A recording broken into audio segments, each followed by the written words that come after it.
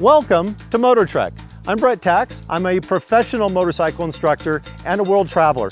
And over the years, I've ridden a lot of adventure motorcycles. Today, I get to ride the KTM 790 Adventure. I'm going to explore the roads and trails around Mt Rainier. Come back, let you know what I think of it.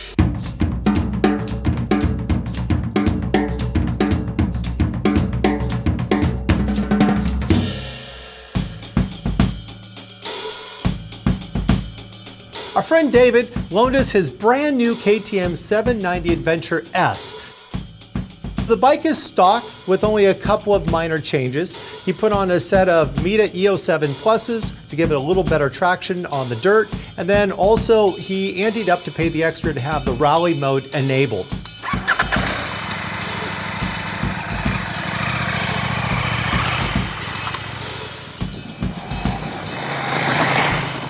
I have a particular preference for middle-sized adventure bikes. I love the 800 class. I rode an 800 GS for over 100,000 miles through multiple countries. I own the Tiger 800. Not only does the KTM come in as the lightest bike in its class, it gets to stay that way because you don't have to add on a bunch of extra stuff to protect it. The radiators are tucked well inside of the motor and the shrouds. The lower engine's protected by the fuel tank, and the fuel tank has plastic that covers the outside in case it tips over on the trail. The bike comes factory with a skid plate and with handguards.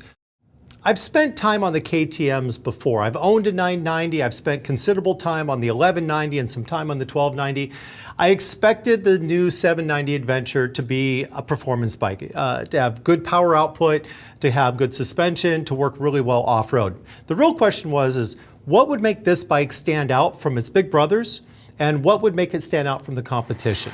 This bike had the rally mode enabled, which allowed me to get into more control over the ABS system and the traction control. Throughout the day, I went through each and every one of the ride modes. I tried rain mode, off-road mode, and rally mode.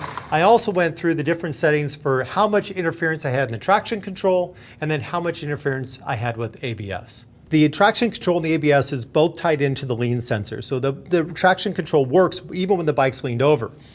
Traditionally, what I've noticed with traction control is when I get really difficult situations, very loose rock, very loose gravel, muddy surfaces, when you roll on, that traction control has a tendency to cut out, to really be interfering in what you're trying to accomplish. Even when I turned the traction control into a high interference mode, where it really wanted to kick in when I had slip, it was very, very, very smooth. When I turned it all the way down so I had all control of it, the bike just felt really natural. I never felt it to be interfering at all. It always kept the bike moving forward. This is the best traction control I've ever used. Just like the traction control, the ABS on this bike was very smooth and did nothing but enhance my riding experience on the bike.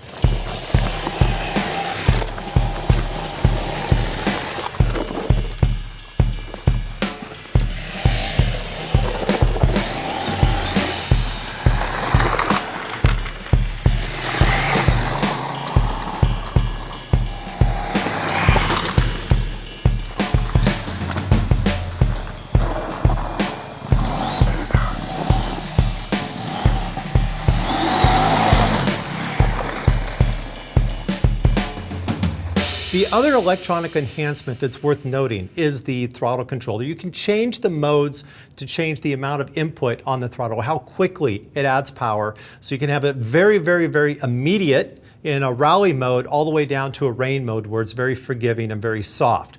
It doesn't change how much horsepower is being put out, it just changes how smoothly it delivers that power. For me, I preferred the rain mode or the regular off-road mode. Thank you, KTM.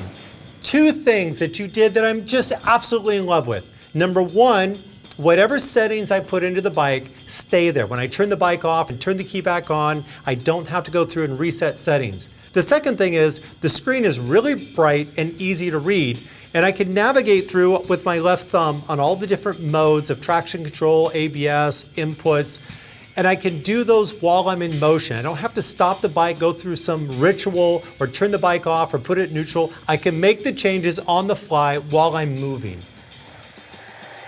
The S model is the least expensive of the KTM 790 Adventure models. That means it comes with non-adjustable suspension. But even with non-adjustable suspension, it was very good off-road. It really likes to be ridden hard, just like its big brothers, the 1290, like its older siblings, like the 990 Adventure. It likes to be ridden like an off-road bike. That means when you're getting on those trails, when you're hitting hard berms, when you're hitting hard bumps, it's very happy. But it also means when you slow things down to a more relaxed pace, you're gonna feel it. It's much, much stiffer, and the bike will bounce you around quite a bit more. In some places, so much so that you'll start skipping kind of over those rocks on washboards and things of that nature. The R model and the Rally model come with adjustability. I didn't get a chance to play with that. But if you like riding hard, you're not gonna mind the suspension. If you really like a relaxed, chill out ride, you're gonna probably find this much harsher compared to bikes like the F800 GS or the Triumph Tiger 800. You might be trying to decide whether you want the S model, which they consider to be a touring bike ready for the trail, or the R model, which they consider a trail bike ready for the street. The difference between those really boils down to mostly the suspension. The R model is going to have an extra ground clearance. It's going to have extra adjustability in suspension. They're both running 18-inch rims on the rear, 21-inch rims on the front. They both have all of the power modes available to them, although on the street model you'll have to pay to enable the rally mode, but all the electronics are still there. The street model has a lower fender, the R model has a high fender. What it really boils down to is just what you're going to do with the bike. Most of the riders I ride with, and most of the riders I've trained, would be just fine riding the S model.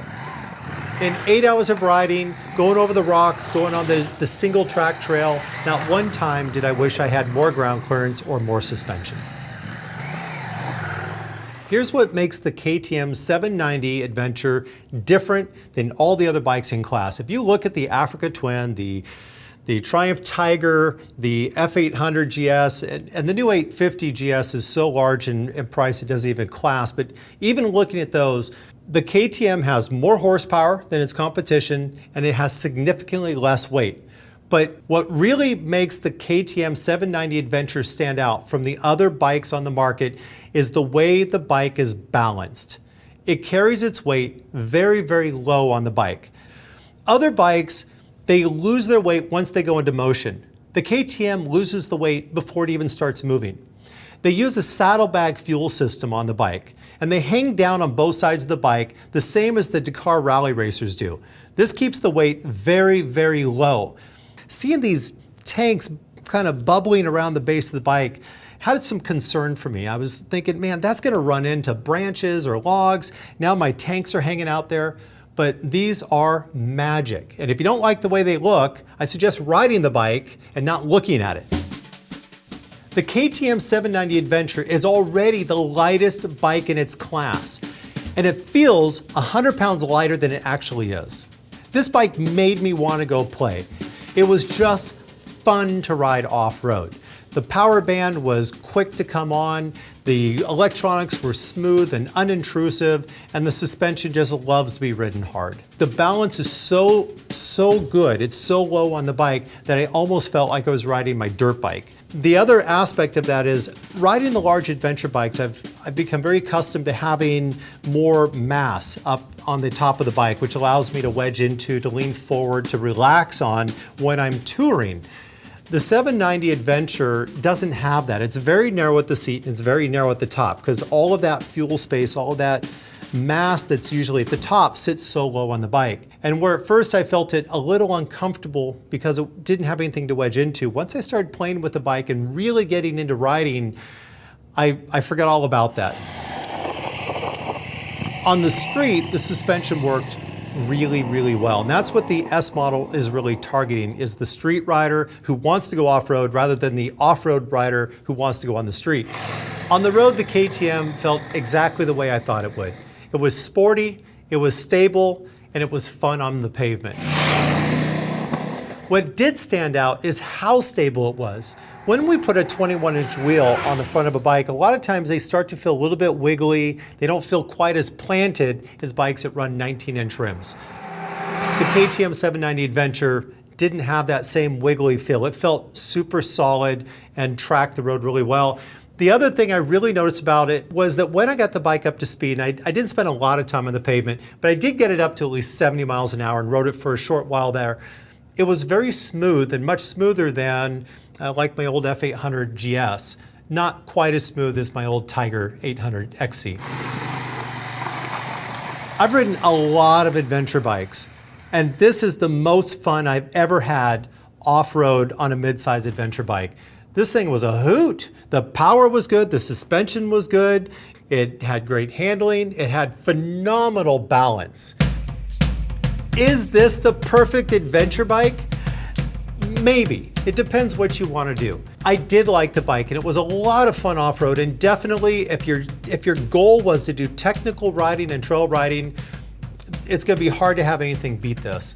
But when it comes to adventure riding, that's a pretty broad market. It depends how you define it. If your goal is to do long distance touring, then the F800 GS or the new 850 GS, the Africa Twins, these are beautiful bikes on the road. Very smooth, very comfortable. They have a very broad power band, where the KTM really likes to be run hard.